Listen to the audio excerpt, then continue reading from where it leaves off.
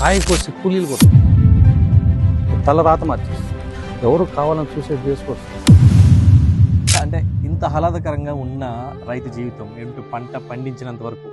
అవును. సో సడన్గా పంట పండించి దాన్ని అమ్ముకుందాము అనుకునేటప్పటికి కొన్నిసార్లు చాలా ఆనందంగా పడ్డ రైతు, అదే రైతు కొన్ని సందర్భాల్లో చాలా దీన పరిస్థితుల్లో చనిపోయే స్థాయి వరకు వెళ్ళిపోతున్నారు సార్.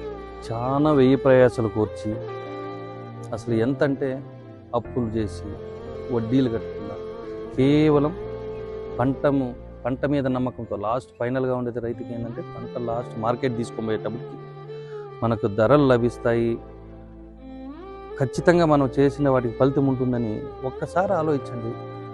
ఈరోజు ఉన్న పళ్ళంగా రేట్లు సడన్గా మారిపోతే కాయ కోసి కూలీలు కూడా కేవలం 1-2 రోజుల్లోనే తల రాత్రి మార్చేస్తారు. తీసుకెళ్ళిన లారీల కింద పడిపోయిన రైతులు చూసి ఎంత చితికిపోతే మనసు, ఎంత విలవిల్లాడిపోతే ఒక ఆత్మార్పణం చేసుకోవాలనుకుంటారు. పరిస్థితులు అలా రాకూడదని దేవుని కోరుకోవాలి తప్ప